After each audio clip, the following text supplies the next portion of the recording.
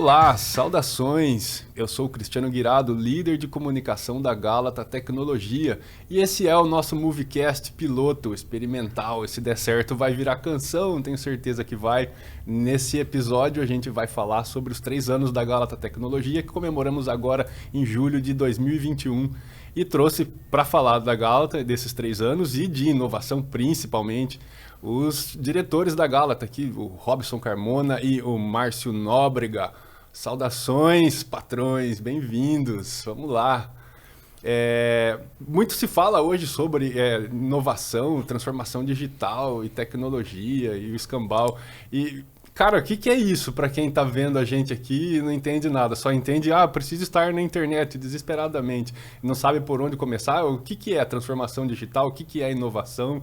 Vamos dar um norte aqui para esse pessoal.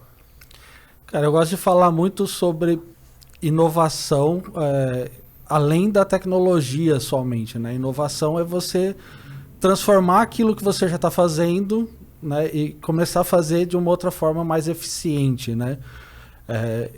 E a tecnologia ela entra com muita força dentro dos processos de inovação, justamente porque ela ajuda você a criar de uma forma mais rápida e mais eficiente, né? Mas hoje o mundo passa por uma transformação, né, que envolve o digital, mas que tem como finalidade essa transformação, essa inovação em todas as frentes, né, em todos os setores da economia, do mercado, né? Então, quando a gente fala sobre inovação, ela é uma coisa muito ampla, né?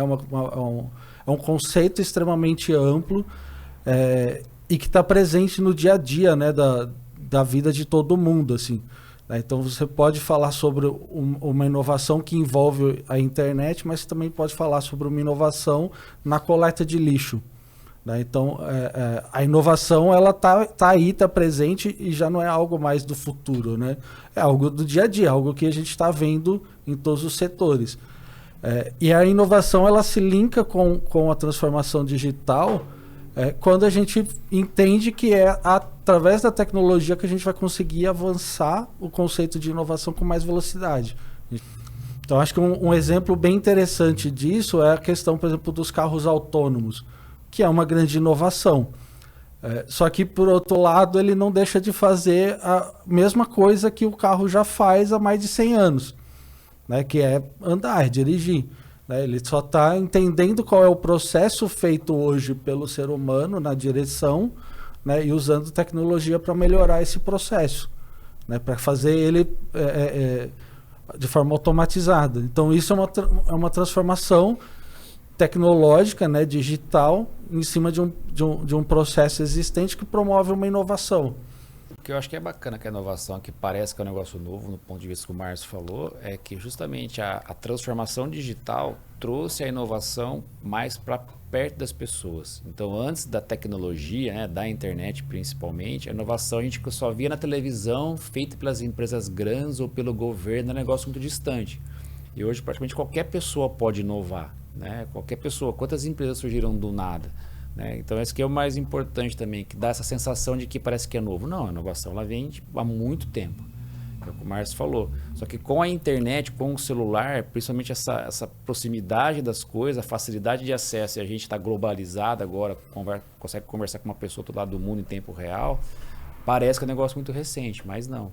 Então, isso que é bastante importante também. E é o acesso, né? Agora, qualquer um pode inovar. Se você tem uma ideia diferente agora, mesmo algo que seja inédito ou não, você consegue transformar diversas coisas. Basta ver agora, nós estamos na era das fintechs, dos bancos. Parece que é um negócio muito louco. Não, só é uma nova forma de você ter uma conta bancária. Hoje você não precisa ter mais uma agência bancária, você consegue administrar a sua vida financeira através de um aplicativo de celular, né? E o banco funciona do mesmo jeito, é só a forma. A forma como que se pega um táxi, né? Que foi uma inovação bem significativa. A forma continua a mesma, o que mudou foi a maneira. Antes eu precisava ligar para um táxi, num ponto de táxi, hoje um aplicativo me conecta. Dessa inovação veio, mas também as pessoas têm carro que está parado. Então vamos pegar também, alugar esses carros para essas pessoas, né, usar o carro que está parado. E acho que o próximo passo aí que eu falei, o que acontece? Você quer de um lugar para o outro. O próximo passo vai ser aqui. A gente agora no podcast conversando, eu posso ceder meu carro para alguém usar, ou mais para frente meu carro autônomo vai poder fazer corridas com ele nesse tempo que eu estou aqui conversando. Acho que isso é a essência da inovação, né? Ela transforma aquilo que já existe, né? Faz aquilo acontecer de uma outra forma, mas ela não perde a essência do que está sendo feito, né? Então, no caso do transporte, é levar a pessoa do ponto A para o ponto B. Isso continua sendo feito, né? Só que ela vai modificando processos, né? Sim. Então, o aplicativo para chamar o táxi, né? Ele só está usando a tecnologia, a transformação digital, para facilitar esse processo, né? Para resolver uma dificuldade do processo antigo, né? Mas o objetivo final continua sempre o mesmo, né? A nova era da transformação, eu acredito que vai ser um impacto, falei, que a gente vai sentir porque vai ser impactado por todos nós. A experiência de compra, né? Hoje, antigamente você ia, lembra? Pô, eu queria comprar um tênis. Eu tinha que ir com a minha mãe, descer no centro da cidade, rodar loja por loja, experimentar um tênis. Hoje você tem internet, né? Basicamente você vai lá só para tirar uma dúvida ou para olhar o tênis ou ver uma roupa.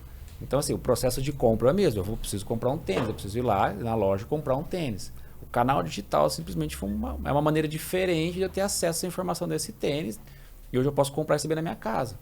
São novas formas de acontecerem as coisas e com a tecnologia é muito mais... Parece que tudo é só tecnologia, que você só vê depois da internet, é porque deu acesso a todo mundo, né? Todo mundo teve acesso com mais facilidade aos mecanismos, aos novos meios de transformação digital. E o varejo acho que é uma prova do quanto só a tecnologia não resolve, né? Porque até hoje a gente não consegue ter uma experiência eficiente na compra de um supermercado, na compra do mês dentro de um supermercado, né? Por mais que tenha os e-commerce estão extremamente evoluídos, sistema de entrega com os Uber da vida, né?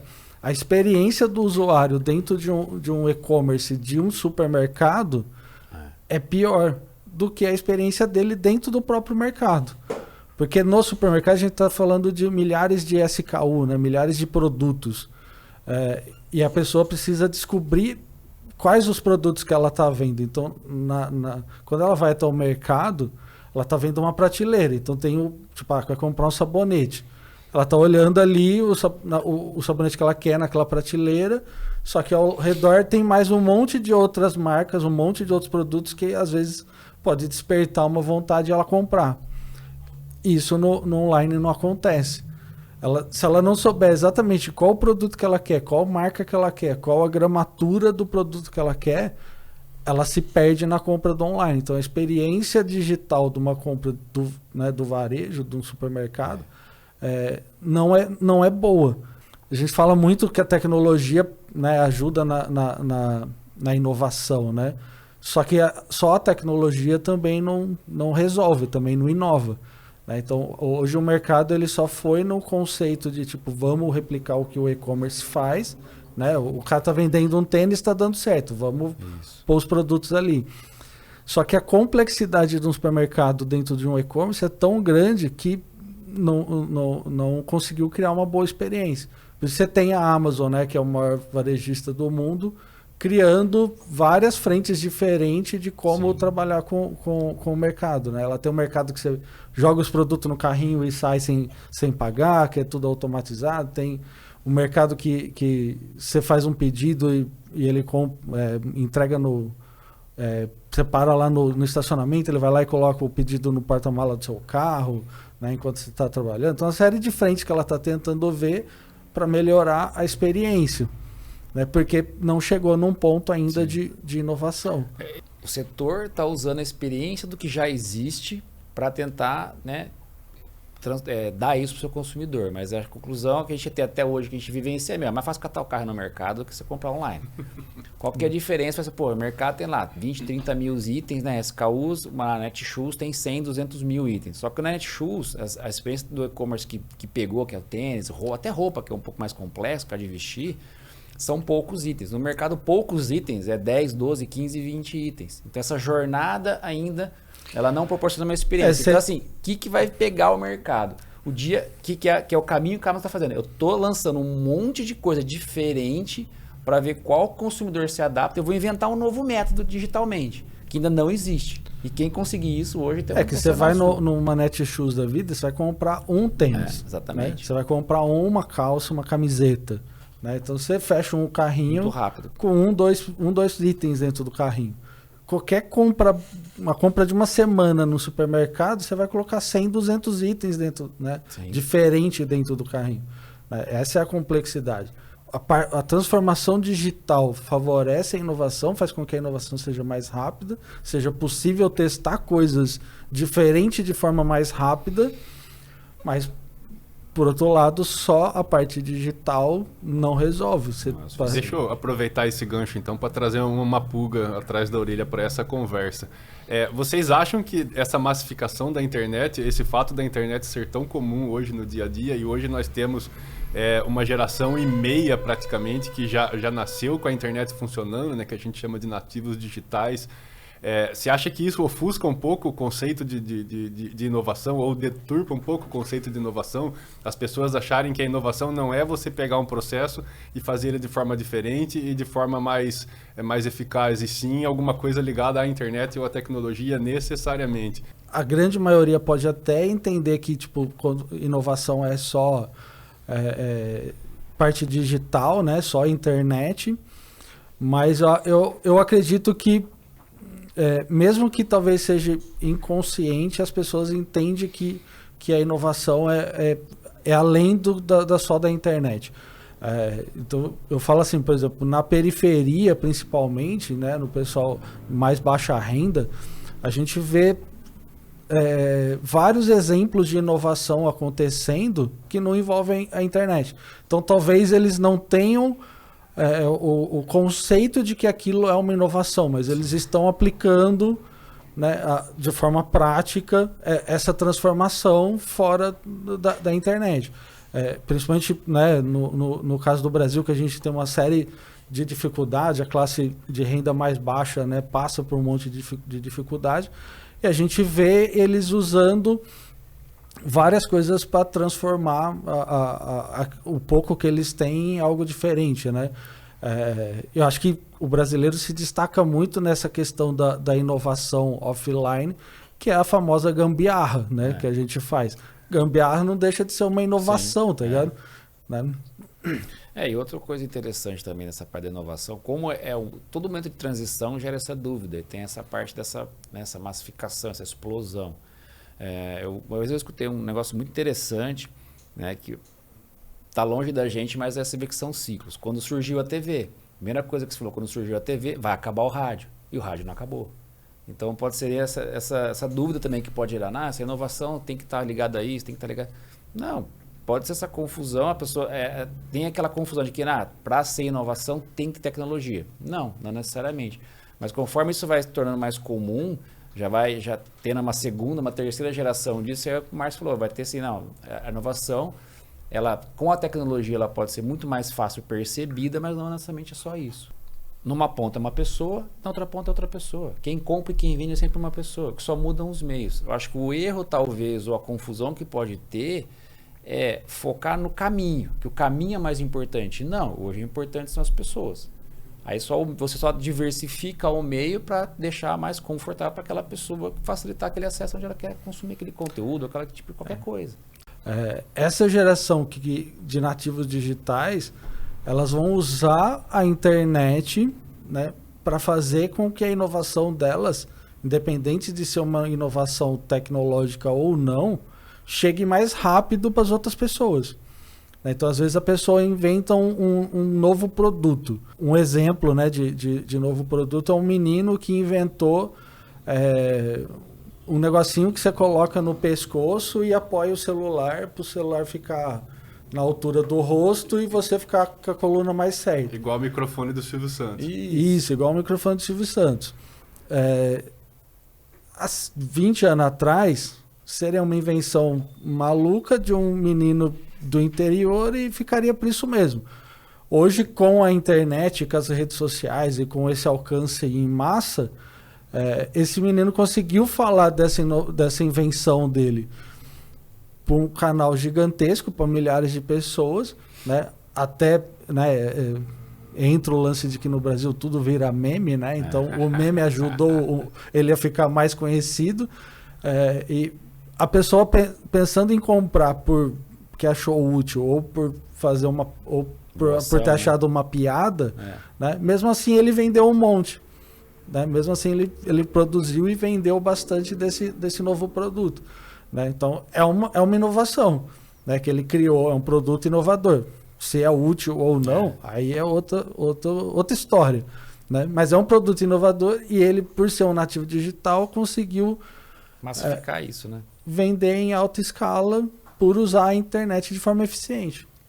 Legal. Para a gente encerrar esse primeiro bloco, eu queria trazer para a mesa de discussão a questão da atualidade. Né? Muitas empresas elas se planejaram com a transformação digital e colocaram lá umas datas. Até hoje eu não sei de onde que os caras tiram as datas. É 2030, não, é 2025, não, é 2050, sei lá que cálculo que eles fazem para isso, né? E agora não, a pandemia veio ano passado, trancou as pessoas em casa, a internet passou a ser o principal canal entre as pessoas, né? O que o Robson falou bem, é sempre uma pessoa em cada ponta. E a transformação digital ela acabou sendo uma questão de sobrevivência, né? Então você tem ali semanas, um mês e meio para entender como é que funciona todo esse sistema e adequar o seu processo de vendas a esse sistema. Ou você vai fechar. Como é que vocês estão vendo essa questão? Já estamos aí com 18 meses já de pandemia, hora mais brando, hora mais apertado, e nunca se sabe como é que vai ser amanhã, enfim. E ainda continua essa corrida pela transformação digital. Como é que vocês avaliam esse momento? É exatamente isso, né? Se falava muito de que um dia a gente vai ter que se adaptar, um dia a gente vai ter que fazer, vai ter que implementar. Só que a inovação passa por transformação. E transformação sempre é dolorosa. Então, né, as empresas sempre tendem a deixar essa dor para outro momento.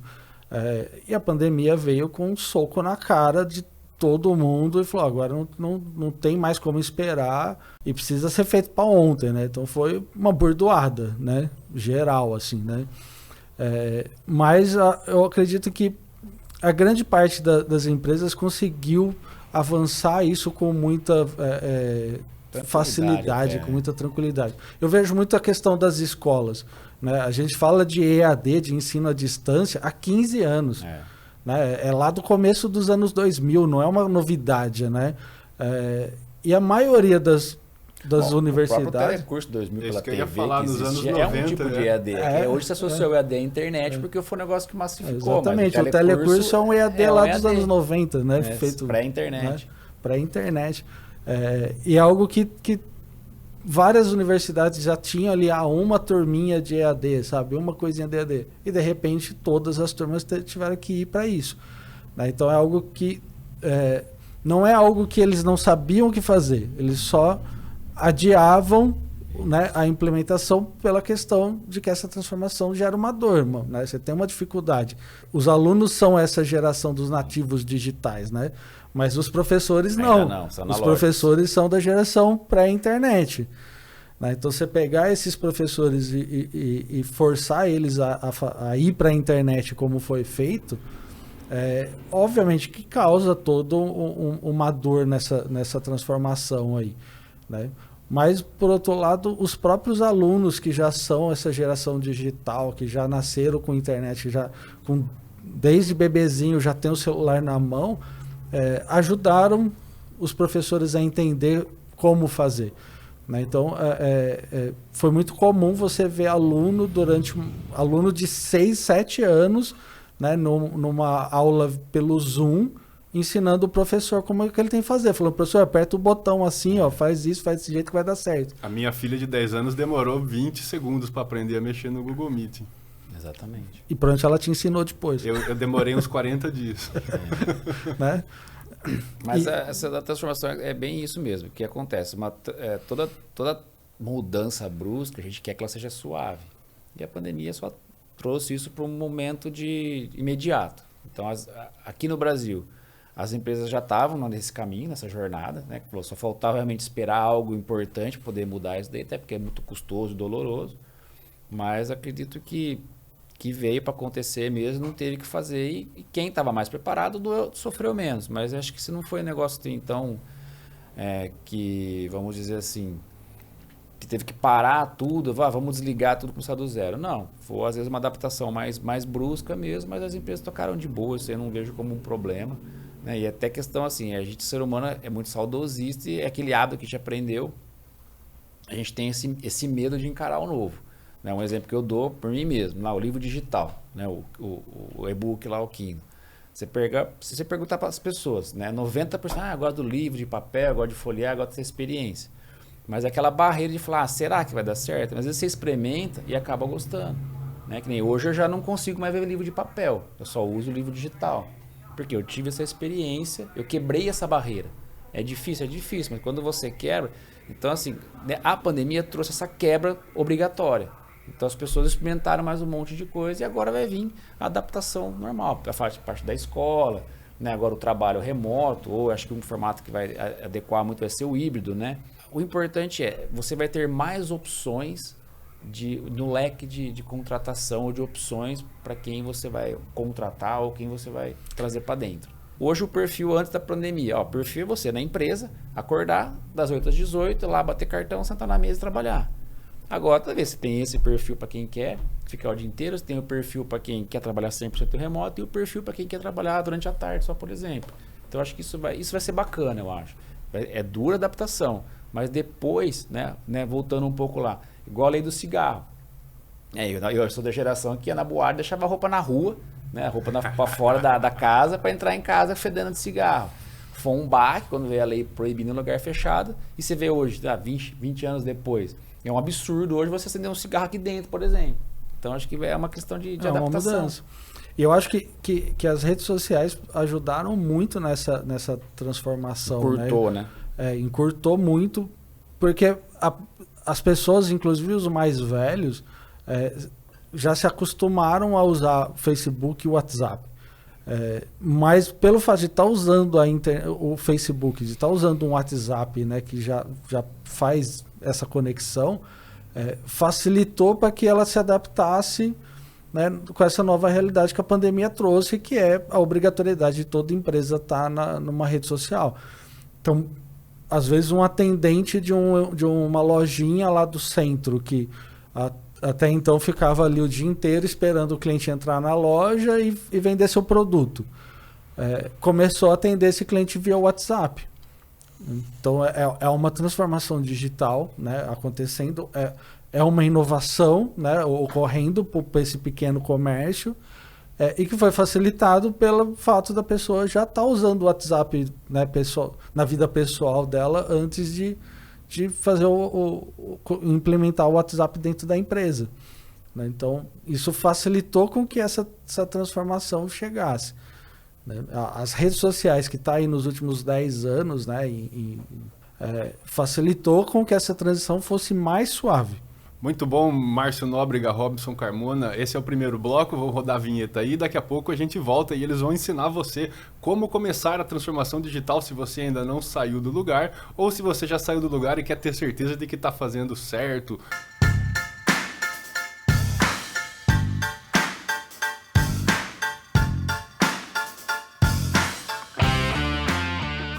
É isso aí, então a gente está de volta com o Moviecast da Gálata. A Gálata está completando 3 anos agora em julho de 2021.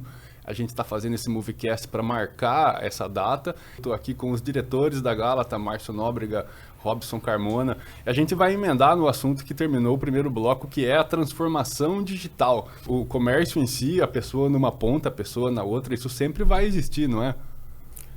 Sim, isso sempre vai existir, é a questão de adaptação, principalmente das empresas, né? O que eu uso muito, a gente que trabalha com marketing digital, que eu falo para as empresas. Existe o mundo pré-internet e o mundo pós-internet. Então, na era da pré-internet, tudo que você via era aquilo que estava ao seu alcance. Você vai, uma pessoa investir numa loja, então você tinha que ir lá, decorar a loja, montar a loja e esperar que as pessoas aparecessem lá. E como que você divulgava? Por panfleto, por faixa, por outdoor, por rádio, por TV. Rádio e TV seria a mídia digital da época, vamos dizer assim.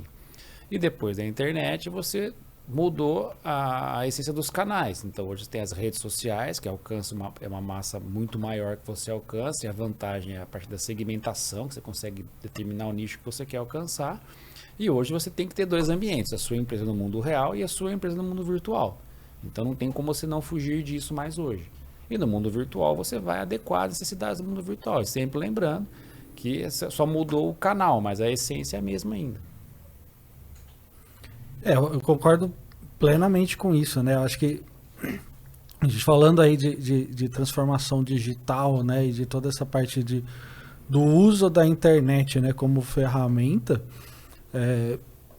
ela é mais um canal de comunicação com o cliente final, né? Quando a gente pensa em empresa.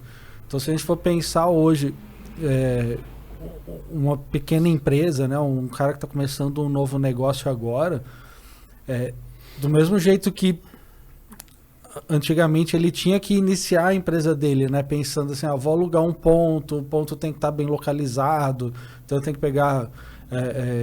muitas vezes ele fazia um planejamento assim, tipo, vou montar uma loja, vou ver se tem um ponto de ônibus perto dessa loja, né? Vou fazer numa esquina, porque tem mais visibilidade em duas ruas, né? De trânsito. Hoje ele precisa levar esse mesmo conceito para a internet.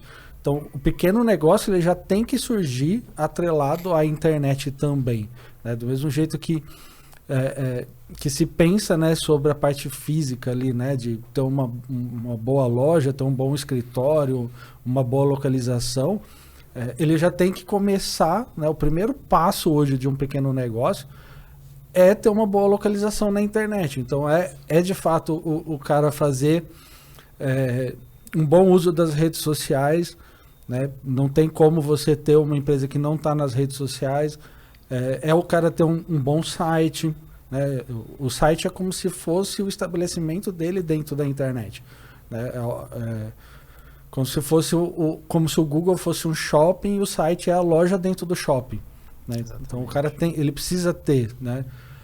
E fora outras, né, estratégias, né, de marketing digital, e-mail marketing, o próprio uso do WhatsApp, né, como prospecção, né? Então hoje quando se fala em iniciar um novo negócio, a pessoa tem que entender que estar presente na internet é essencial, hoje já é o básico, né? Não tem como fugir disso.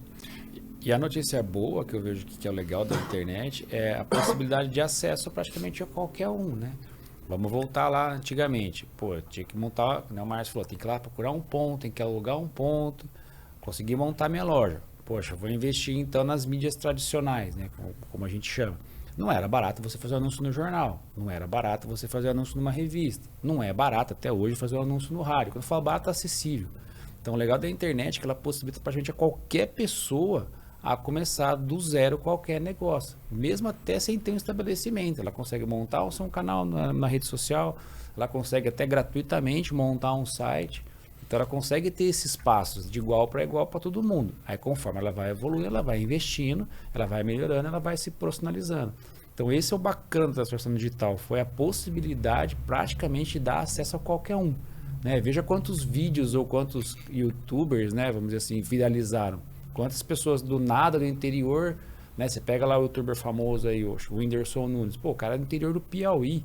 Esse cara jamais teria uma oportunidade na vida se não fosse a internet. Então, com o talento dele, ele conseguiu ali conseguir no seu público, sua audiência, aí entrou para o cenário nacional.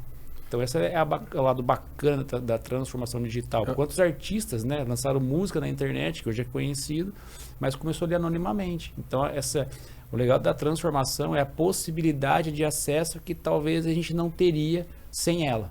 Acho que um bom exemplo sobre essa questão da possibilidade de acesso, e eu acho que a gente viu muito isso, né, nesses últimos meses aí, por causa da pandemia, são os pequenos restaurantes dentro do iFood, né? Então a gente viu um boom, né, de restaurantes no delivery, né, acontecendo nesses últimos meses, justamente por isso. O cara consegue montar uma cozinha dentro da própria casa, né, começar a desenvolver ali um lanche ou alguma coisa, tipo uma refeição, um doce, né?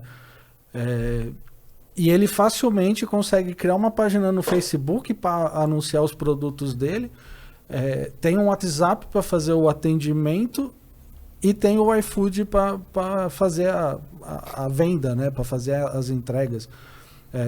Então o cara com investimento basicamente zero ali em termos de mídias sociais, assim, de presença digital, o cara já começa um novo negócio, né? Então eu acho que esse é um bom exemplo de como é que a internet deixa acessível esse novo negócio. Muitas vezes o pequeno empresário ele já tem tudo ali na mão e ele não sabe como usar, né? Eu lembro que quando entrou a primeira quarentena, lá na última semana de março, eu fiz um mutirão ali ajudando pequenos comércios de Bauru a vender alguma coisa, porque estava todo mundo fechado e não se tinha expectativa de quando ia abrir, não podia sair de casa, enfim, estava aquele pânico generalizado.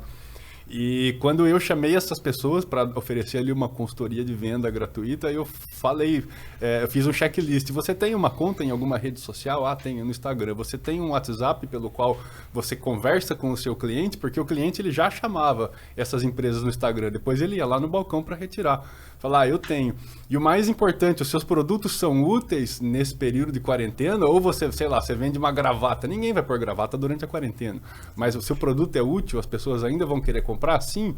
Então, com essa trinca, eu orientei as pessoas a chamarem. Tira foto, vai lá, faz uma lista, oferece tudo. Então, já estava tudo ali, já estava tudo funcionando e as pessoas simplesmente não sabiam como usar. Perdidas, né? O que eu vejo também que acontece nessa parte da transformação digital, e é um pouco até da mania que as pessoas têm. Você falou, ela tem tudo, só que ela acha que, por exemplo, que a rede social vai vender sozinha. Ela acha que se ela montar um e-commerce, as pessoas vão ali naturalmente achar ela e começar a comprar, né? Se ela monta um site, ela acha que ela já vai aparecer na primeira posição do Google. E não. Ele está falando, só mudaram os canais e as formas. Você tem que sentar, tem que se dedicar, tem que estudar, o que você falou. Você tem a rede social, você tem que alimentar ela. Você vai fazer uma loja virtual, você tem que ter uma boa foto de um produto. É como eu falo para as pessoas, você quer ter uma empresa legal na internet, é a mesma coisa que você quer ter uma empresa legal no seu mundo real. A gente lançou, né, logo em abril, assim, nos primeiros dias de pandemia, a gente lançou o Categorize. O Categorize ele é um sistema de catálogo online, né, com a intenção do cara vender diretamente pelo WhatsApp. Então o cara gera um pedido e manda para o WhatsApp do lojista. E a gente fez um mutirão, né, na empresa, a gente parou a produção nossa, né, dos outros negócios e colocou a empresa toda focada em soltar esse produto o mais rápido possível no mercado, justamente porque a gente entendeu que o pequeno lojista que estava sendo obrigado a fechar a loja naquele momento, né, e que precisaria continuar vendendo para o aluguel continuaria caindo, os funcionários teriam que continuar pagando, mas a loja está fechada. Ele teria que ir de um jeito fácil para a internet, né? E o jeito mais fácil de ir para a internet é usar aquilo que ele já tem, né? O WhatsApp é o que está na mão de todo mundo, então esse seria o caminho mais rápido, né? Então a gente lançou esse produto, né, o Categorize, pensando nisso, e a gente manteve o produto aí de forma totalmente gratuita, né, durante praticamente um ano. 2020 inteiro. 2020 inteiro aí, né, o ano passado inteiro, justamente para isso, para ajudar esse pequeno empresário nesse momento que, tipo, eu tenho que dar um passo, tenho que entrar de cabeça agora nesse lance de vender online. Então vamos vender online via WhatsApp, que é o que você já sabe, que já está na sua mão, né, que muitas vezes o cliente tentava fazer um contato via WhatsApp, e o dono da loja recusava, falava, não, você tem que vir na loja para a gente atender. E agora ele entende que não, ele tem que atender via WhatsApp, ele tem que fazer isso. Esse foi um empurrão que a pandemia fez, né, com todo mundo, que todo mundo falava, em algum momento a gente vai partir para o meio digital. Veio a pandemia e empurrou todo mundo e fez, agora tem que ir de uma vez, né, por todas, não tem mais opção, né? E hoje virou normal, né? Todo mundo atender pelo WhatsApp. E não é nem mais uma questão de... Quer dizer, agora é porque impactou diretamente a vida de todo mundo. Essa história de pode sair de casa, não pode sair de casa, pode abrir, não pode abrir. Isso impactou muito. Mas antes da pandemia já havia essa mudança de comportamento, né? As pessoas não querem mais ser interrompidas. Ninguém quer mais esperar lá às 7 horas da noite, terça-feira, para ver um programa de TV. Ninguém quer ter que sair de casa para ir comprar alguma coisa em algum lugar. Se ele pode pedir e voltar. Quer dizer, a internet que ela provocou uma mudança de comportamento no consumidor, uma mudança na jornada de compra e, por sua vez, o consumidor puxou a internet para cobrir a lacuna nessa mudança de comportamento. E a pandemia escancarou tudo isso, com o fator não pode sair de casa, não pode abrir a empresa. O que a pandemia trouxe, e voltando para o lado dos empresários, justamente isso, igual você falou, as pessoas do checklist, sei lá, ela tinha rede social, ela já usava o WhatsApp como uma ferramenta de comunicação com o cliente, ela sabia que tudo era importante, o que ajudou a pessoa a se atentar, tá, mas como eu organizo isso agora para fazer parte do meu dia a dia, que eu consigo atender com qualidade e com profissionalismo. Então, acho que esse que foi o momento, né? E aproveitando o gancho do Márcio do Categorize, pô, o cara já atendia pelo WhatsApp, só que ele tinha uma maneira desorganizada, ele mandava foto toda vez pro cara, ele não tinha um cardápio online onde o cara podia acessar sempre, depois escolher, então toda hora ele tinha que ficar mandando o cardápio, ou mandando a foto da novidade. Então a ferramenta, por exemplo, Categorize é muito mais fácil, ele já lá atualiza e fala assim, esse aqui é meu link oficial, você escolhe e você recebe os pedidos de vários canais, né, de vários clientes ao mesmo tempo, só que de forma padronizada e organizada. Então ele conseguiu com isso atender de melhor qualidade e ser mais eficiente. Não passar conversa batida, ou alguma coisa o cara pediu e ele esqueceu de responder, ou ele mandou o pedido de um jeito lá desorganizado e entregou um pedido incompleto.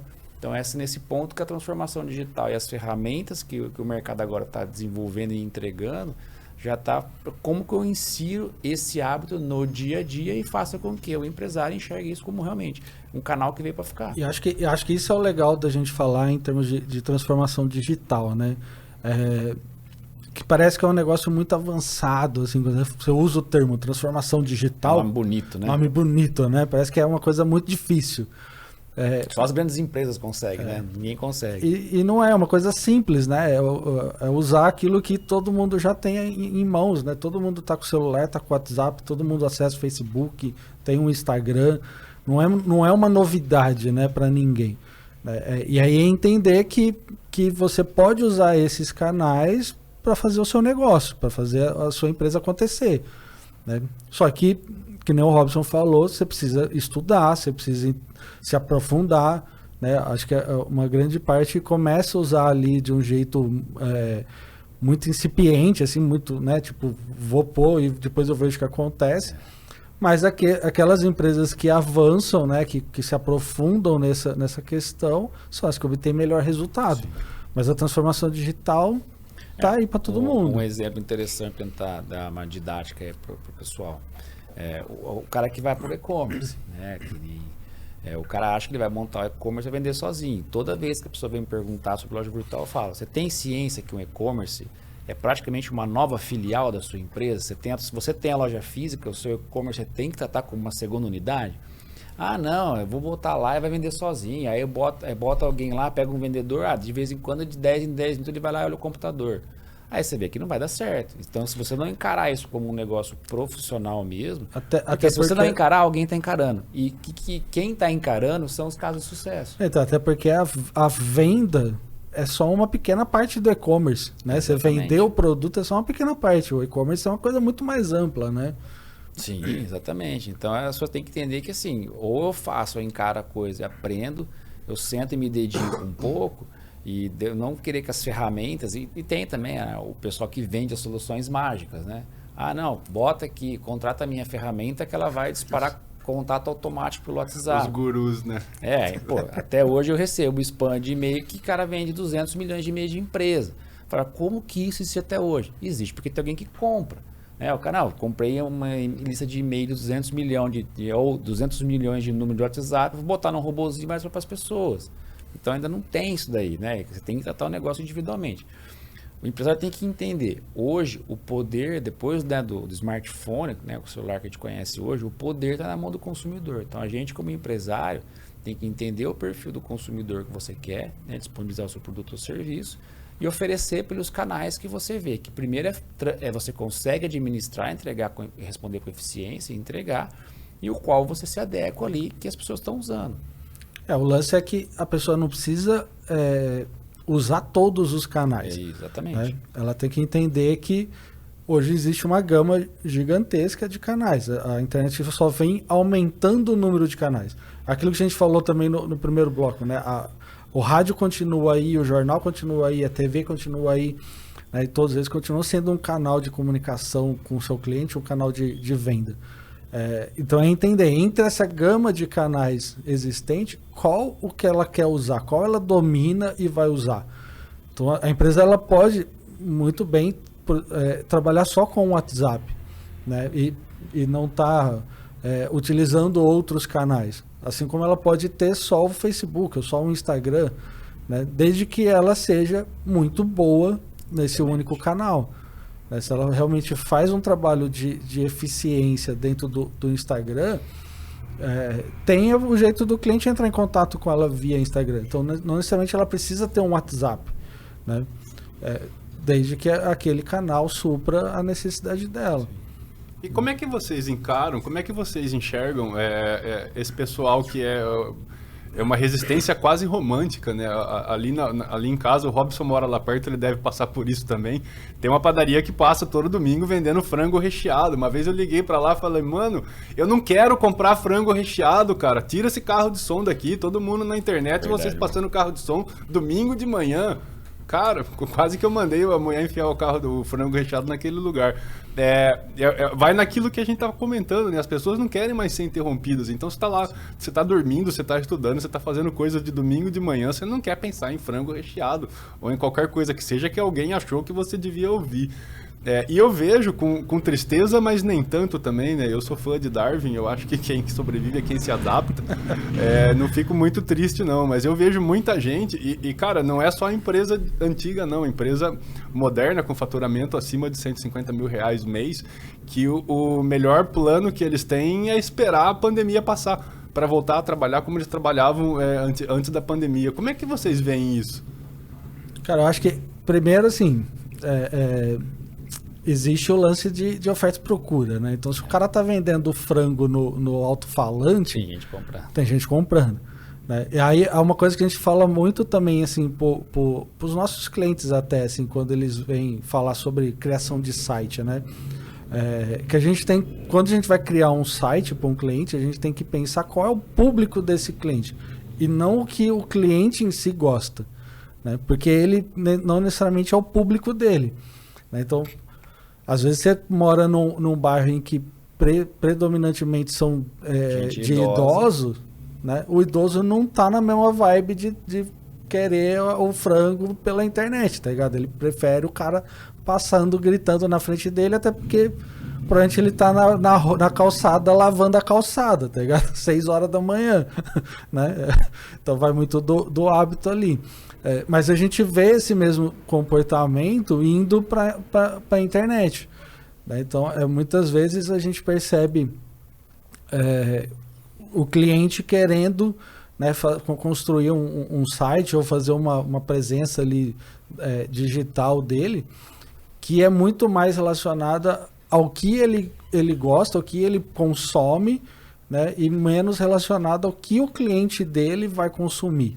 Né? Então, acho que o grande desafio é sempre pensar assim, qual é o público que você vai vender, né? Para quem você vai vender e como é que você vai conversar com esse público. Né? Eu acho que a grande dificuldade aí das empresas nesse aspecto de principalmente levar para a internet uma comunicação, abrir um canal novo, é de entender como fazer essa comunicação.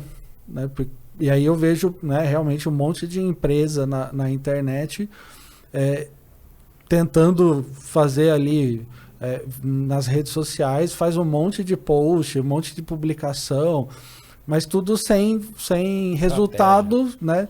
Porque o cara não consegue entender qual é a comunicação que ele vai usar para atingir o público que ele quer atingir ali, sabe? Eu vejo muita gente trazendo para esse modal de comunicação novo, que é a internet, as estratégias que eles usavam na comunicação antiga. Isso. Por exemplo, o cara posta lá, faz lá uma postagem de um sapato, como ele postaria no anúncio de revista, e aí ele fica olhando lá pro Instagram e fala, pô, anunciei esse sapato, vendi esse sapato, igual, deu resultado. Ou anunciei esse sapato, não vendi o sapato, não deu resultado. Quer dizer, ele tá medindo um modal novo com a régua da comunicação antiga. Então, isso não é só pro pequeno, né? Você vê grandes empresas que fazem a estratégia de marketing exatamente a mesma para todos os canais. Então você vê a mesma peça publicitária ocupando meia folha do jornal, né? num post dentro do Da rede Facebook, social, da rede social.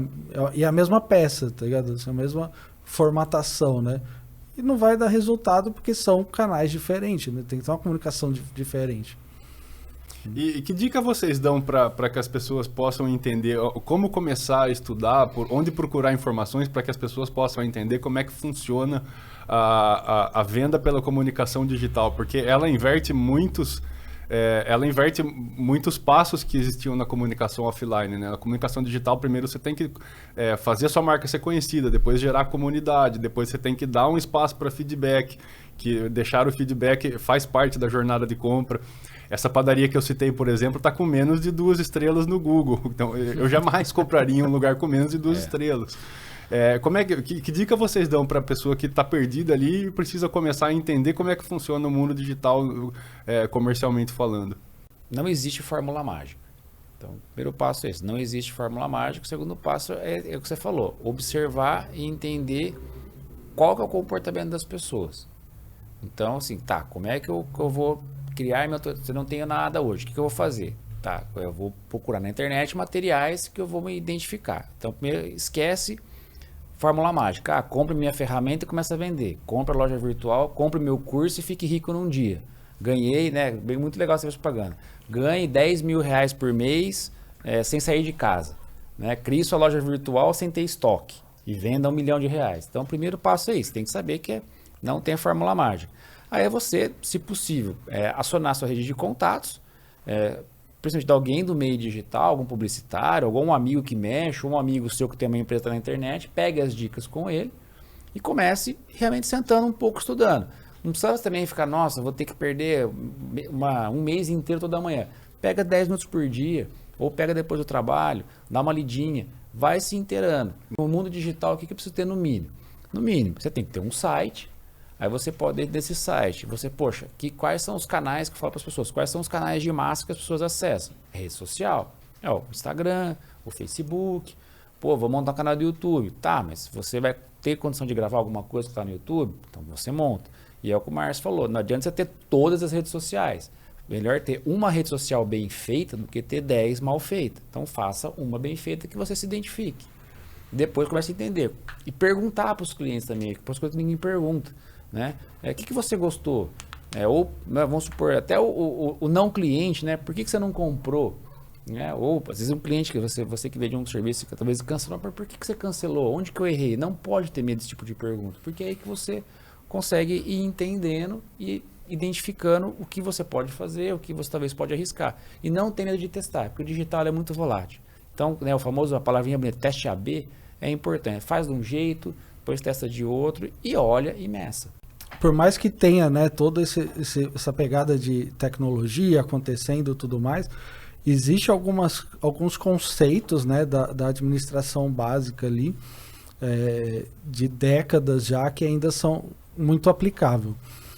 Então, lá no finalzinho dos anos 90, teve um case de sucesso, né, falando de padaria, né, já que você citou uma padaria, teve um case de sucesso. Eu era cliente lá, não sou mais. Né? Do Sebrae aqui do Sebrae aqui de Bauru, né? Junto com uma padaria, que foi um bancário, né? Que se aposentou, pegou um dinheiro, foi montar uma padaria e pediu o apoio ali do Sebrae para fazer a implementação, né? Isso no final dos anos 90, pré-internet, né? Bastante tempo já. E aí, seguindo as recomendações que o Sebrae passou, falou para ele, você tem que criar um plano de negócio, né, fazer todos os cálculos, não sei o quê, e principalmente assim, você tem que testar o seu produto junto aos seus clientes. Né? E aí, o que essa padaria fez? Ele começou todo domingo de manhã, fazer os pães, anotar o jeito que ele fazia aquele pão, e ele foi distribuir para os vizinhos do local onde ele montaria a padaria. Ele entregava de manhã, voltava no domingo à tarde e perguntava para a pessoa: o que você achou do pão? Você prefere ele mais durinho, mais molinho, mais seco, mais não sei o que e tal? E foi anotando, foi levantando, até que ele conseguiu mensurar o que a grande maioria dos vizinhos gostariam de ter um pão. Quando ele abriu a padaria foi um grande sucesso, né? E tinha caso, né, da pessoa atravessar a cidade, né, para ir comprar o pãozinho do café da tarde nessa padaria. E foi um case de tanto sucesso que o Sebrae daqui de Bauru passou para o Sebrae Nacional e essa história começou a ser contada, né, no Sebrae a nível nacional. E por que eu estou contando, né, essa história de uma padaria vendendo pão lá nos anos 90? Porque é exatamente a mesma coisa que a internet hoje. Se você quer vender o seu produto na internet, começa a perguntar para as pessoas que estão conectadas a você na internet o que elas acham do seu produto. Então, eu vou fazer uma campanha no Instagram. O que você queria ver, né? Pergunta para quem já está no seu Instagram. Né? Qualquer pessoa Exatamente. monta o Instagram, convida seus amigos, né? Convida alguém, vai ter ali, tipo, 50, 100 pessoas. Hoje qualquer um tem, tipo, 500 amigos no Facebook, sabe? Então pergunta para essa audiência, pergunta para essas pessoas que já estão te seguindo o que elas acham. Né? E começa a trabalhar com esse feedback. O que você falou da padaria que tem 2 estrelas na rede social. Será que se a pessoa, o dono da padaria, ele fica olhando, pô, eu vou perguntar para essa pessoa que deu as estrelinhas negativas, por que ele fez isso? Então hoje é o que você falou. Metade das estrelinhas negativas é por causa do carro de som. Então, mas tá vendo? Mas parece que a pessoa tem medo de olhar. E é o que o Márcio falou. Olha esse cara dos anos 90. Ele conseguiu sucesso, mas olha a dificuldade dele. Tinha que ir lá, entregar o pão. Hoje teria que ser a mesma coisa, mas tinha que voltar e pedir opinião. Hoje eu poderia pedir para o WhatsApp. Posso anotar seu WhatsApp aqui depois você manda a sua opinião? Então, você entendeu? Aí é o lance da tecnologia como facilitador. Um facilitador. Ela vai, né, a tecnologia vai ser uma ferramenta para ajudar a transformação digital a acontecer mais rápida. Isso. Né? Mas ela não é o fim, né? Ela só vai fazer com que você consiga ter mais opiniões de forma mais rápida, conversar de uma forma mais direta. Então, para quem quer começar hoje, falar assim, vou montar um novo negócio e eu quero aproveitar toda essa questão da tecnologia. Entender, né, algo que o Robson já falou algumas vezes aqui hoje, que é uma pessoa conversando com outra pessoa. Lá na ponta, né, do outro lado do computador, tem uma pessoa. Então usa essa tecnologia para você conversar mais com pessoas, né? Tipo, usa a tecnologia para você bater um papo, perguntar, né? Entender o que a pessoa está esperando, né? Esse é o primeiro passo para você usar a tecnologia para fazer uma transformação digital dentro da sua empresa. Entender que ela é uma facilitadora para melhorar a sua comunicação. E o bacana também é que também não é dinheiro, né? Desculpa, não tenho dinheiro, por isso que eu não dou sucesso. Tem um caso famoso aí de um acho que é celebridade social, né? O influencer, digital influencer. Aí ele conta na história, foi um negócio que me marcou bastante. Ele é um cara pobre. Falei, cara, não tenho dinheiro para impulsionar minhas campanhas. O que eu vou fazer? Aí ele começou, ele tinha um estilo dele de comunicação, vou começar a analisar os cases de sucesso dos caras que eu gosto, que eu acredito que eu vou comunicar naquela linha, o que eles fazem de certo e o que eles fazem de errado. Ele ficou 3 meses analisando. Todo dia entrava, via postar o que ele fez que deu certo, o que ele fez que deu errado. Aí ele começou a replicar no dele. Aí ele falou, aí depois que ele passa uma barreira lá, né, acho que 1 milhão de seguidores lá, o negócio vai organicamente, ele consegue ter esse alcance, o algoritmo consegue, né, dar mais dimensão para ele. Foi o que ele fez. Só que ele sentou e estudou por 3 meses. Aí tem gente que tem mais facilidade com 2, com 1. Mas o importante é isso, é ter essa capacidade de sentar, avaliar e entender, ver o que ele queria fazer e começar a acompanhar. Mas você vê que esse caso do cara estudando o que o outro cara faz de postagem nas redes sociais é exatamente a mesma coisa do padeiro estudando como vender o pão há 30 anos atrás. Que é onde ele ia vender, mas onde é o público consumidor dele rotineiro, diário, seria a vizinhança, né? O local. É o mesmo método. Aí é o lance de entender que não existe fórmula mágica. Você entrar, ter uma presença digital, né? Entrar nesse mundo digital, você precisa estudar, precisa correr atrás. A única coisa também, só pegando um gancho do dinheiro, você fala, não tem dinheiro. O dinheiro vai te dar mais, mesma coisa, vai te dar mais velocidade. Você consegue fazer sem dinheiro? Consegue, só vai demorar mais tempo. O dinheiro vai ser um impulso que você precisa, às vezes, no início, que você vai estar querendo naquele momento, às vezes por causa de uma data, por causa de um momento que você precisa tão importante para isso. É a única diferença. Muito bom, esse foi o segundo bloco do Moviecast da Gálata, 3 anos, e foi tão bom que passou voando. Vamos chamar a vinheta aqui e a gente volta daqui a pouco para falar de futuro. Então eu vou perguntar para o Márcio Nóbrega e para o Robson Carmona aonde que a gente vai parar com essa história de inovação. Daqui a pouco a gente volta.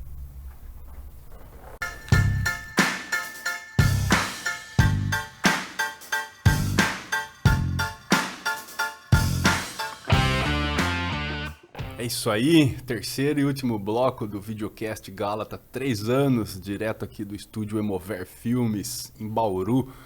Tô aqui com os diretores da Gálata, Márcio Nóbrega, Robson Carmona. Esse bate-papo passou voando, né? Se deixar aqui, a gente fica até amanhã, né, falando disso. É ou não é? É isso aí. Concordo. É um tema muito bacana, né, de conversar, inovação, transformação digital. E onde que vai parar essa história de inovação, pessoas? Cara, aí é um exercício de futurismo bem complicado, assim, bem difícil de fazer, né? Porque eu acredito muito que a gente está só no início dessa jornada de transformação digital, né? Eu acho que a internet, toda essa parte digital ainda é muito recente, né? Se a gente for pegar a transformação industrial que ocorreu, né, essa migração de campo para a indústria, Mais famosa. levou quase 100 anos, né, para acontecer, né, para ter a concretização completa disso. E a gente tem o quê? 20 anos de internet, né? Então a gente ainda está muito no início para conseguir pensar exatamente para onde, né, que isso tudo vai. A gente tem algumas coisas que vem acontecendo e que ainda se olha assim, mas vai demorar para chegar, vai demorar para acontecer. Por exemplo, o lance dos carros autônomos, né, que ainda aqui, né, principalmente aqui no Brasil, interior, né, fala que ainda é uma realidade distante, né? Mas o lance é que essa realidade distante pode ser menos de uma década, pode ser menos de 10 anos para isso acontecer, né? Então essa transformação tecnológica que a gente está passando, ela vai ser sim mais rápida, né, do que uma transformação industrial, né, a revolução industrial que ocorreu, mas mesmo assim ainda tem muito chão pela frente, sabe? Sobre os carros autônomos, eu acredito muito que na década de 30, né, daqui 9 anos aí, já vai ser algo extremamente comum em todas as cidades do mundo, você ter os carros autônomos, os carros elétricos, né, rodando por todo lugar. Carro a combustão com marcha ainda, né, porque hoje a maioria dos carros já é câmbio automático, né? Carro com marcha vai ser aquele lance de colecionador, igual o cara que tem o Fusca, né, o Fusca placa preta, o Opalão. O cara que tem o vinil hoje, né? Virou um negócio, um souvenir, né? Um colecionável. Um colecionável. A internet hoje tem 20 anos. O que vocês dois, Márcio e Robson, faziam quando a internet surgiu? Desde quando vocês trabalham com a internet? Cara, eu trabalho com a internet desde quando ela surgiu. Exatamente. Porque foi bem na época da faculdade, né? Eu entrei na faculdade, fiz os cursos de ciência da computação justamente por causa da tecnologia, pelo meu interesse com tecnologia. E foi na faculdade, já conhecia a internet, né, que está falando aí no final dos anos 90, início dos anos 2000. Foi onde começou a internet, de fato, a internet rápida, né, a de alta velocidade aí, porque antigamente era acesso de pulso, era muito lento, então não tinha essa dimensão de onde chegaria.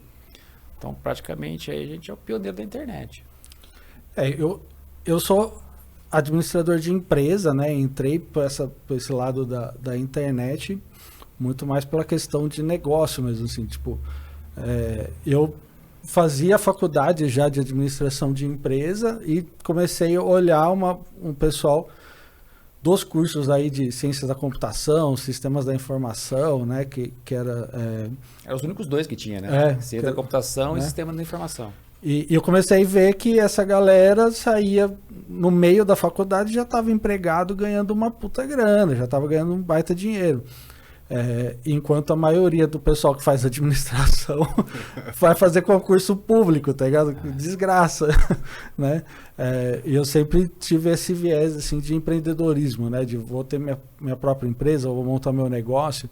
E quando eu vi essa galera da informática muito jovem ganhando muito dinheiro, eu falei, preciso entender o que eles estão fazendo, né? E aí nessa de tipo, vou entender o que eles estão fazendo, eu até comecei na época um blog sobre empreendedorismo, né? Chamava blog Eu Patrão. E desse blog, onde eu falava sobre empreendedorismo, falava sobre negócio, começou a me despertar esse lado de entender como fazer aquilo, né? Então foi onde eu entrei para a área de desenvolvimento, né? Então comecei a desenvolver sistema, desenvolver site. E aí, uma vez que eu aprendi a fazer e vi que realmente era um mercado, na época, né, ainda era um mercado que seria o futuro, sim. E esse futuro já é passado, porque sim, já é uma... que nem a gente falou nos blocos anteriores, essa é uma condição básica hoje, né, da pessoa ter um negócio, que eu entrei para essa área de tecnologia, sabe? A gente até brinca, né? A gente querendo ou não, a gente é o dinossauro da internet, né? Parafraseando aquele meme que é bem comum no Facebook e no Instagram, né? Quando eu cheguei aqui na internet era tudo mato, não tinha nada disso. Vocês dois podem falar isso. Exatamente. Quando vocês chegaram era tudo mato, não tinha ninguém na internet. Exatamente. A gente foi... Realmente a gente estava ali bem nos primórdios, assim, né? Até porque é uma época... Né, tipo, antes das redes sociais, né, que a rede social que popularizou, né, a internet em si, e isso é uma época bem antes, assim, né, então a época que se fazer um site custava o preço de uma casa, né, justamente porque era uma coisa muito caro, né, muito caro, muito difícil de entender, demorado. De aprender, demorado. Eu lembro que quando eu fui aprender a programação, a fazer os primeiros sites, eu aprendi lendo livro. Sim. De ir na biblioteca, né, para pegar o livro e ler, e sem ter o computador para testar aquilo que estava lendo no livro. Só tinha acesso na faculdade ou algum amigo rico que tinha computador em casa, mas também não adiantava nada porque tinha pouca informação. E aí você conseguia, ou na faculdade ou na escola. Aí você conseguia na faculdade reservar para você usar tipo 1 hora do computador por semana, porque não tinha acesso direto, né? Então você tinha que reservar. Google, né? Então você tipo fazia o código do site que você queria no papel, escrevendo, tá ligado? Para depois, naquele momento que você estava no computador, você digitar rápido e ver se funcionava. Né? Você então, escrevia o código no papel mesmo. E hoje você aprende a programar vendo vídeo no YouTube, né? No passo a passo ali, com facilidade, né? De forma rápida. É interessante isso, né? Publicar um livro sobre programação hoje, no instante em que ele for para a prateleira, ele já está desatualizado. Totalmente. Exato, né? Mas na época, né, esse início, né, de internet, a realidade era essa. O único jeito de se aprender era através dos livros, né? Ou revista, você tinha a revista especializada. Você comprava a revista, né? Porque não tinha nada online, você comprava a revista, um CD-ROM, porque quem tinha computador com CD-ROM conseguia acessar algum material digital. Mas totalmente offline. Até porque você não conseguia fazer download, né, dos programas, né? Você fazia um download de alguns K, demorava uma semana para baixar alguma coisa, né? Então, o caminho era você comprar uma revista que tinha aquele programa dentro de um CD para você instalar e aí você testar ele, né? Exatamente. Então era um outro universo mesmo. E 20 anos depois, quais mudanças, além da capacidade, quantidade de dados, velocidade, essas coisas, quais mudanças vocês identificam mais, principalmente na questão de comportamento? Cara, eu acho que é o lance da comunicação, né? Acho que a principal mudança que teve, porque se a gente pensar, né, em termos de desenvolvimento de sistemas, sabe? As linguagens de desenvolvimento é basicamente a mesma, desde lá atrás, sabe? A gente ainda desenvolve usando o PHP, usando o HTML, que é a primeira linguagem de desenvolvimento, sabe? Então, em termos de desenvolvimento, não é tão diferente, né, de 20 anos atrás. Mas hoje entende-se que tudo que você for fazer, tudo que você for desenvolver, né, hoje em dia, a parte fundamental disso é como isso vai se comunicar com a outra pessoa do outro lado da ponta, sabe? Por isso que, né, redes sociais e mensageiros aí, que nem o WhatsApp, faz tanto sucesso, né? Porque o principal ponto da internet hoje é facilitar a comunicação, O grande avanço que ela deu, assim, em termos de humanidade, eu acredito muito que é estreitar a comunicação entre as pessoas. Legal. Às vezes eu vejo as pessoas reclamando das redes sociais, e reclamando da internet, e reclamando das ferramentas enfim, reclamando desse monte de maravilhas que a gente acabou de comentar aqui, e eu sempre chamo a atenção, falo, gente, não tem nada errado com o Facebook, gente, o problema é quem usa. Exatamente. Ainda falta nas pessoas um pouco de senso de utilização, né, da ferramenta digital como facilitador mesmo de alguma coisa. Exatamente. A vantagem de hoje, que a gente falou outra vez lá, depois do smartphone, você decide o que você quer, você escolhe. Aí é questão de você sentar e entender e como que eu consigo explorar o potencial dessa ferramenta para exatamente buscar ou exibir o conteúdo que eu quero. Então também, se você ficar ali no modo passivo, hoje é mais ativo do usuário, realmente você talvez não vai entender ou vai reclamar do negócio que talvez... Porque você não entendeu. Você não aprendeu o suficiente para você explorar. Mas hoje a quantidade de informação que tem, de recursos, de possibilidade de canais, é impossível uma pessoa falar que não tem oportunidade ou que não tem fonte de conhecimento.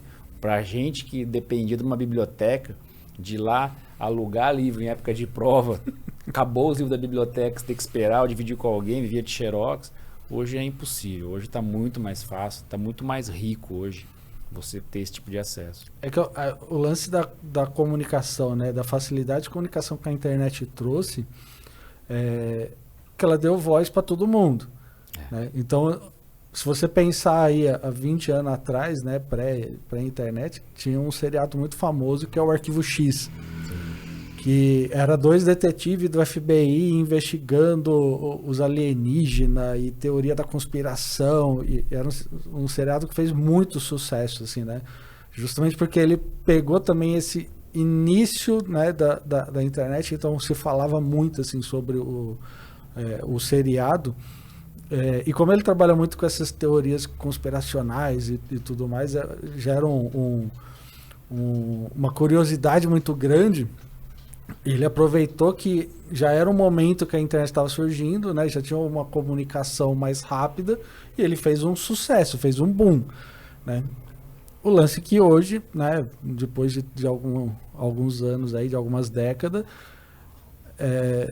todo mundo quer ser o investigador do Arquivo X, tá ligado? Todo mundo quer falar a sua teoria da conspiração e aí todo mundo tem uma audiência muito grande, né? Então isso acaba disseminando aí as famosas fake news, né? Que se fala tanto nos últimos anos aí, principalmente. Se popularizou tanto esse termo de fake news. É justamente por isso. Mas aí o que vocês falaram, tipo, é ficar olhando pro lado negativo da coisa, sabe? Tipo, tudo que você tem no mundo, você tem um lado positivo e negativo, sabe? Bom, vamos só aprofundar um pouco da fake news. Fake news é um negócio novo? Não. Antes da internet, como que, né, na época política se fazia muito? Se imprimia panfleto e jogava nos bairros falando mal de alguém. Panfletagem anônima. Panfletagem anônima. Então, a fake news sempre existiu. Né? A questão que só mudou os canais e o alcance. Agora, com a internet, o poder de alcance, de disseminação, a velocidade que isso chega a mais gente é muito maior. Que é o que a gente está, né, falando nos outros blocos também, né? Tipo, é só um canal diferente, um canal que tem mais velocidade e mais alcance. Mas a prática, né, o que vem sendo feito continua sendo a mesma ainda, né? E você tocou num assunto que eu queria puxar aqui. A tecnologia, ela muda a economia e muda a vida das pessoas, mas muito antes da internet. Eu printei esses dias, eu estava participando de uma palestra da Ciesp, e o palestrante trouxe lá uma série de slides, né, era uma palestra sobre inovação, e o cara demonstrou lá que no começo do século XX, mais ou menos 6 mil guardas de trânsito em Nova York ficaram desempregados porque instalaram o semáforo, uma tecnologia disruptiva na época. E ao longo do tempo vem sendo assim, né? Quanta gente já ficou desempregada e já arrumou outros empregos, e hoje a própria engrenagem ela se complica. Nessa mesma reunião eu perguntei tinha pessoas de RH lá ligadas à indústria, e eu perguntei como é que recruta agora todo mundo com essa uberização da economia, né? Então o cara não quer mais ter uma conexão com a empresa, ele quer ir lá prestar um serviço e pegar o dinheiro dele e fazer outra coisa. E a pessoa falou exatamente isso. Eu perdi muitos talentos porque compensava para ele dirigir Uber do que vir trabalhar na indústria com CLT, com jornada. Enfim, é uma transformação de comportamento que a internet provocou. As pessoas não trabalham mais em empresas que não se encaixam nos propósitos delas. Sim. Hoje não é só mais o dinheiro e o produto, né? Hoje está envolvido o propósito e valor, né? Os valores da empresa. Mas eu acho que sim, o que eu acho bacana da internet, que antes que eu falei, é a questão de oportunidade. Então a vantagem da internet hoje é que você tem a possibilidade de escolher aquilo que talvez você mais goste. Antigamente não, eu era obrigado a trabalhar para botar sustento em casa. Então eu tenho que trabalhar naquela empresa porque é minha única oportunidade. A internet te abriu portas para ter outras opções. Eu vejo nesse aspecto também, né? De você ser mais feliz. E é o propósito. Eu particularmente não acredito nesse lance, né, de que a tecnologia, que a internet causa o desemprego, sabe? Tira o emprego. Muito mais emprego. Não vai ser o robô, né, que vai tirar o emprego do cara da fábrica, sabe? Aquela função do cara da fábrica de apertar o parafuso não vai existir mais porque o robô vai estar fazendo.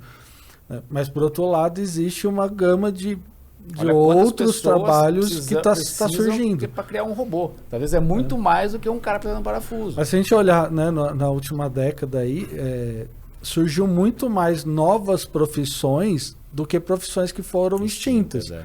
Né? Então, cara, o youtuber, né, é uma profissão. Hoje você tem streamer, é o cara que joga videogame o dia inteiro. É uma profissão, tá ligado? E o cara ganha bem. Se tivesse isso 30 anos atrás, cara, eu ia ser tão feliz. O próprio jogador esportes, né? O próprio jogador de videogame profissional. Então, são novas profissões. No videogame surgiu o jogador profissional, do cara que transmite o jogo e comenta, e o youtuber que também faz a parte de É um âncora de telejornal ali. Naturalmente, a gente acabou entrando na pauta da próxima linha de perguntas que eu ia fazer. Vocês que têm ali essa autoridade de 20 anos profissionalmente com a internet, como é que vocês veem a opção de tecnologia como opção de carreira? Principalmente o pessoal que vende lá a preparação para vestibular, curso universitário, ainda existe a glamorização do cara, eu sou médico, eu sou advogado, eu sou engenheiro. E esses caras, a gente sabe, tem problemas para encontrar emprego. O programador, o dev, né, que a gente chama hoje, esse cara não, esse cara é disputado a tapa e é contratado a preço de ouro. Como é que vocês veem isso? Eu acho que é essa transformação, né, natural das profissões, né? Antigamente, até, né, dando um exemplo do meu histórico aí profissional, eu fui metalúrgico na rede ferroviária. E quando eu optei por ir trabalhar como metalúrgico, né, na rede ferroviária, no trem, era uma boa profissão, sabe? Era uma profissão de respeito, assim. Você fala, pô, eu sou ferroviário, eu sou metalúrgico, era uma profissão que a comunidade ao redor, né, dava prestígio por isso, né? Tinha uma carreira, porque você, né, eu via assim, meu avô, ele desde pequeno trabalhando na ferrovia e se aposentou ali, era uma profissão para a vida toda, né? Se procurava muito entrar no banco, né? Vou ser bancário, sabe? Justamente porque era um emprego para a vida toda, um emprego de carreira, né? Fazer uma carreira em multinacional. E aí teve essa revolução, né, profissional, que a gente está falando, né, do cara que é um streamer, ele vive de jogar videogame, né? Tem alguns jogadores aí com tipo 16 anos que o cara ganha um campeonato mundial de um joguinho de celular e fatura 5 milhões de dólares, né? E aí ele ganhou mais dinheiro nessa competição do que o pai dele ganhou na vida inteira. Eu comentei muito a notícia, acho que foi o primeiro campeonato que saiu em 2010, 11. O cara foi campeão mundial de FIFA Soccer e ganhou 9 milhões de dólares o prêmio. E eu comentei ali com a minha roda, a galera falando, imagina quantas vezes o pai dessa criança brigou com ele. Na verdade, ele tinha 15, 16 anos. Fala, seu vagabundo, fica jogando videogame o dia inteiro. Você não faz nada da vida. O moleque deve ter pego uma grana e falou, pai, eu vou comprar essa casa, eu vou ficar aqui e o senhor saia da minha casa, por favor. Né? Então, é uma mudança de paradigma, sabe? Então, quando a gente vê hoje as crianças aí, sabe, de 10, 12, 13 anos, os pré-adolescentes, Você já não vê mais eles falando assim, o que você quer ser quando crescer, sabe? Eles falam assim, quero ser médico, quero ser advogado, quero ser engenheiro, sabe? Que eram as profissões que tinham um status, né? Na nossa época, né? De sucesso, né? De sucesso. Hoje eles falam, quero ser um streamer, quero ser um youtuber, quero ser um influencer. Né? Então hoje é natural que a pessoa queira trabalhar na internet, porque a internet permite ele ter esse status socioeconômico, né? Que a sociedade sempre pediu e sempre vai pedir, né? Que todo mundo quer ter. Hoje é a hora dos programadores. Então, quando eu vejo o pessoal mais jovem, que é até um trabalho que a associação está querendo fazer, a gente do grupo de tecnologia, é isso. Como que eu desperto esse interesse no adolescente, né? Para ele também olhar para essas carreiras, de não só do programador, mas como que eu posso me envolver na tecnologia e contribuir com isso e viver dela. Uma informação interessante que a gente tem quando a gente ajudou na elaboração da lei de inovação aqui em Bauru, e é do nosso meio muito comum, e até as pessoas vão ter essa curiosidade de perguntar. Dificilmente alguém que se formou em tecnologia ou entrou para a tecnologia saiu dela. Né? Quem é formado dificilmente saiu, eu sou cientista da computação. Né? Eu vou virar comerciante. Não, eu vi tecnologia. E quantas pessoas são advogados, têm outras profissões que não vivem dessa profissão? Então, por exemplo, o canal da tecnologia hoje, que é a onda da vez, é o que eu falo, assim, quem tem filho jovem, adolescente, né?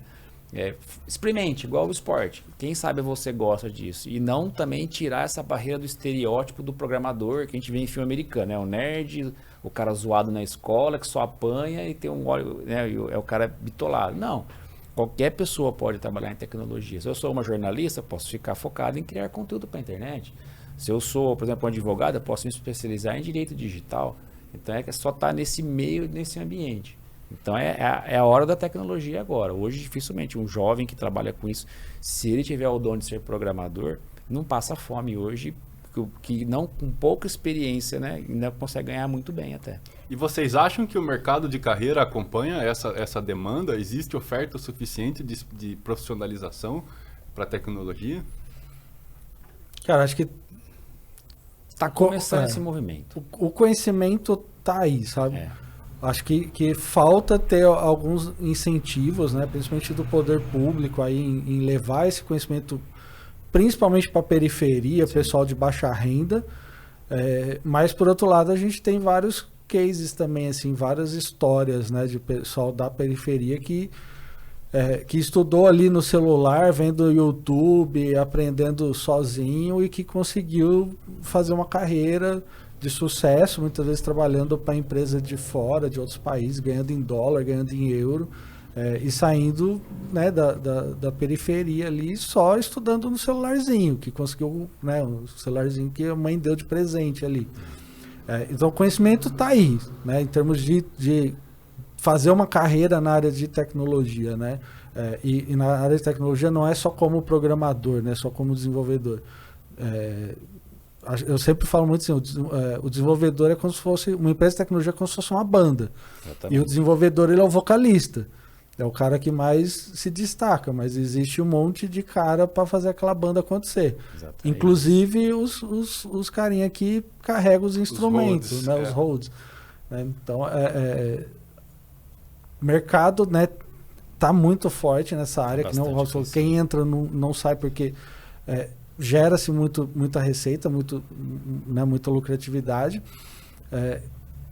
Por um lado, o conhecimento tá ali, mas só que a gente tem no Brasil, né, principalmente, uma deficiência ainda de levar esse conhecimento para baixa renda. Né? Então, massificar isso daí. Para massificar, infelizmente, tem que ter a participação do poder público. Então o poder público também está se adaptando, tentando ver como que eu faço isso, porque está sempre atrasado, mas está tendo esse movimento. Essa percepção já chegou até eles. Então agora vai da gente, do setor privado, também como que a gente pode, então, em parceria, conseguir despertar esse interesse aí e levar, né, para o máximo de pessoas possíveis. Sensacional, então, pessoas. Esse foi o Movecast de 3 anos, comemoração de 3 anos da Gálata Tecnologia. Aqui com os diretores da Gálata, Márcio Nóbrega, Robson Carmona. Espero que vocês tenham gostado tanto quanto eu gostei. Considerações finais, meus queridos? Acho que foi um prazer falar aqui, conversar, bater esse papo, tá ligado? E principalmente, né, para quem tá assistindo a gente aí, ter esse conhecimento aí, né, das coisas que a gente falou, vai ser bem legal aí, bem bacana. É bem gostoso mesmo, né? A gente lembrar a nossa história com essa bagagem aí, é sempre um papo bem saudável, gostoso. Espero ter contribuído também com alguém que ouviu e se interessou, despertou, né, essa vontade aí, ou alguém que estava ali esperando um empurrãozinho de uma opinião, né? E para quem quer, que eu falei, minha vontade é chegar lá um dia numa escola, numa periferia e falar, eu vivo da internet, né? Eu sou o nerd que vocês vêem na televisão e que consegue sobreviver da internet. E é possível sim, o momento é esse e só convido a todos a experimentar, né, ter essa experiência aí, porque é o caminho. E o bacana é que estamos no começo, então tem muita oportunidade. Muito bem, e eu vim com camisa do Star Wars de propósito para poder encerrar esse programa falando venha para o lado tecnológico da força. Grande abraço para vocês e se Deus quiser teremos muito mais Moviecasts Gálata. Valeu, galera. Fechou.